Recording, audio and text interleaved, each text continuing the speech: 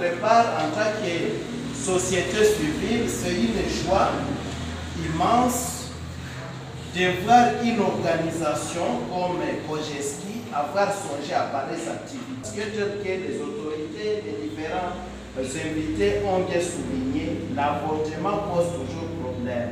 C'est sous l'appui financier du bailleur de fonds Aboriginal Conversation Project que les collectifs des organisations de jeunes solidaires du Congo-Kinshasa, Kojeski RDC, a lancé ce jeudi 8 février 2024 son projet de conversation sur la réduction de la stigmatisation de l'avortement à Goma. Cette activité a été précédée par une période d'enquête sur les causes et victimes dans les 9 sur 18 quartiers de la ville de Goma, afin d'en dégager un débat constructif sur l'aperçu de la criminalisation de l'avortement en République démocratique du Congo, nous explique M.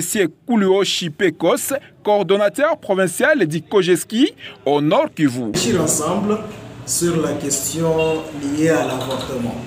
Nous sommes en train de travailler sur un projet qui se focalise sur l'avortement et surtout comment réduire la stigmatisation liée à l'avortement.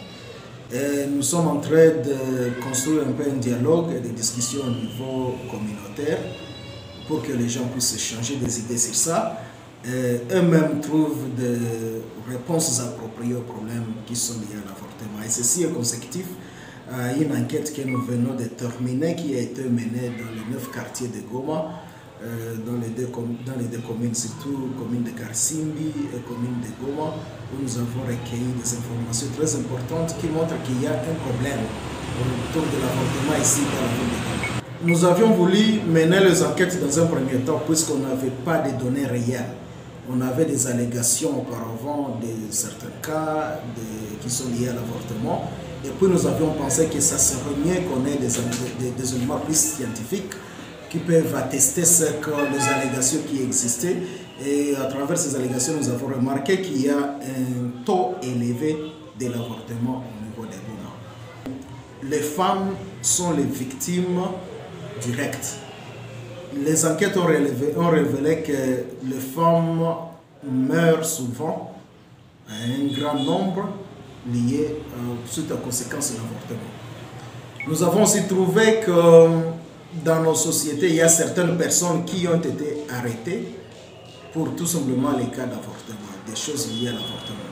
Nous avons aussi trouvé qu'il y a des personnes qui ont fui cette ville de Goma pour aller dans d'autres milieux, puisqu'ils avaient eu peur que si on découvre qu'ils ont tenté d'avorter, ou soit ils ont avorté, ils seraient peut-être persécutés, ils ont décidé de fuir.